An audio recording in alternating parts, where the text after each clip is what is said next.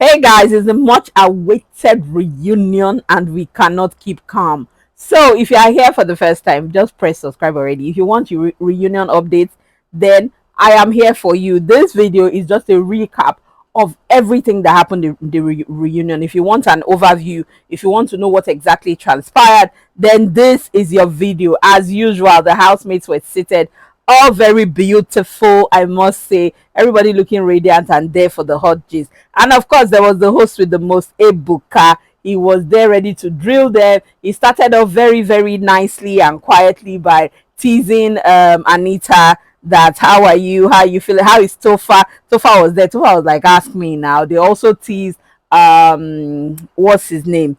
Um why am I forgetting his name? Anyway, this girl's boyfriend. So Ebuka also teased Zion. Is that's the name I was trying to remember? Teased Zion that I heard that you and your baby broken up. Is it true? He said it can be true. So as usual, evading guy, this is your time to shine now. His reunion, give us something. That's my problem with this guy. You, he seems to always find places to hide behind, and that really bothers me. Anyway, to the gist, Ebuka decided to start with DJ Flo. By the way, she looks nice. She looks a bit chubby, very, very looking very demure and calm as she is. So Ebuka began to ask her about their friendship, that what exactly happened between you two, and she's like, "Oh, Ruthie tried to put the blame of everything that happened on her." That she said, all through when they were having this, she thought nothing of it. Yes, of course, they were out of the show. She had her reservations, but she never accused Ruthie of anything. But apparently, she was hearing things that Ruthie was like she did not pull her weight, and she's like, "Excuse you, you were the one that was causing trouble. So what is my own in all of this?" Anyways, that was shared the narrative that Ruthie was telling people that it was because she did not pull her weight. Apart from that, she said the final straw was for her was that Ruthie even did an interview where Ruthie said that she did not support her, whatever they were doing, maybe like with the fight, she didn't support her. She's like, "You've known me for so many years, oh,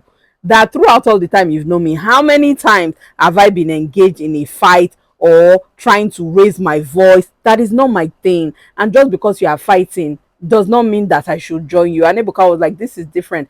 This is not real life. This is a game. You people have come to the house together. Like, you can understand why she would say that." She said yes, she gets it, but just because I'm not fighting with you doesn't mean that I am not supporting you. But anyway, so that was what transpired between both of them. Ebuka was like, "So do you have any regret?" She said she tries not to regret anything, but she just knew that their relationship had run its course, that it has just reached a time where, yes, she was happy. This is somebody she has known for 10 years, but their relationship has just reached a time where basically it was time to part ways and it no longer served them. So Ebuka now went on to the couple of the moment. In fact, this whole episode was about Zion and Chinwe. So of course they played throwback back clips of both of them in the house. Ebuka commended them that they kept us entertained, they did all sorts, their lovey-dovey situation, that it was in fact a very cool relationship and we were entertained. And Ebuka went in and started to ask them question. By this time, Madam Chinwe had come on board and they're like, "Okay, Chinwe, what is going on in your relationship? What exactly happened?" And Chinwe went on and on. Trust Chinwe to go in. So basically, let me cut the long story short because their story was quite a long one. Chinwe talked about how her relationship with Zion, she's in Benin. When she came to Lagos, she was meant to see Zion. Zion went for like a club thing and Zion ghosted her. And before then, it was Zion's birthday. Some people hosted Zion. She doesn't know how the bill of 290K, it was her responsibility to pay. She was in Lagos for over a week. Her hotel bill was over 100K every night. She was the one that was paying that. So she told Zion that, "Oh, this money, you are the one that's meant to pay for it. But anyways, I can pay it now, but you will give me back." That when Zion was leaving that day, he said he was going to meet his friends. And she was like, "Oh, pay me the money." Zion was like, "No, when I get to my friends." Shasha, Zion was able to send her 150K. And Zion said he was coming back to meet her in the hotel. Zion did not come back.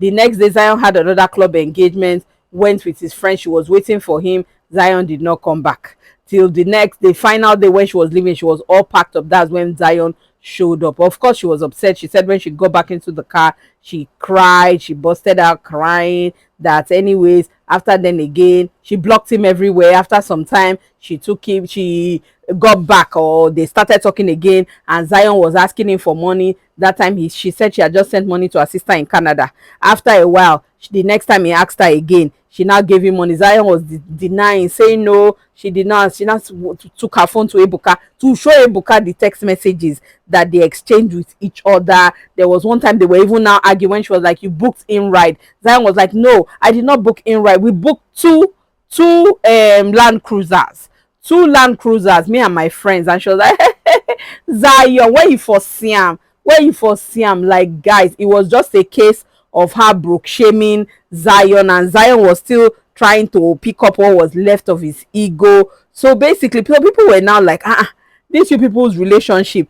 What's her name? Indian lady, the other girl, not the older one, the niece, was like, "But you keep saying baby, baby." She was like, "Oh, because I still got love for him." That this Zion one at the see. So Zion was in my room last night professing undying love, and Ebuka was like, "Excuse me, you people, you are confusing us. What is this?" Even the Zion was like, "I still have a bit of feeling for her, but it's over." So Ebuka was like, "Oh, did you lead her on? Why didn't you tell her that it was over?" When he was like, "Yes, that's the only thing he didn't communicate, but he still has love for her." So basically, these two people are trying to just tell us that they are not together, but they are sleeping with each other. That is like just what you can deduce, because Ebuka even asked, "Why was in your room last night?" And she was like, "One for the road." Everybody was just like laughing. She was like, "Oh, even when they were trying to settle the fight, Kelly Ray is their relationship counselor, and Kelly Ray tried to help them to settle the fight a couple of times." Basically, babes, this episode was just about Zion and Chinwe, and we know that they are not together, but they always link up, and it's so clear that Chinwe actually likes Zion, but Zion has ulterior motives. He probably just with her because of what he can get, but the girl is a lover girl, and he cannot handle her because she's also very witty. She says anything she wants to say. She's very mouthed. So Zion can't control Chinwe. That's just the issue. Chinwe is a strong, confident woman that has money, by the way. So I don't know what role Zion wants to play. Does he just want to be the boy that is a pushover, or he will just keep pretending to her like he likes her and he will misbehave when he wants to? I don't know, but this episode was quite draining, as you can see. We look forward to tomorrow, and I hope they don't talk about Zion and Chinwe again. By the way, Chinwe looks really beautiful, if I must say, but this cloth with all these blots outside is bothersome. It's quite a lot. It's quite much, Auntie Chinwe, if I do say so myself. Other than that, she looks really gorgeous, and so do the rest of the housemates. So basically, there you have it. That is a recap of reunion day one. If you have not subscribed, please do so, as I will be taking you along this reunion journey. This is Chicks JS over and out. Don't forget to subscribe. Bye.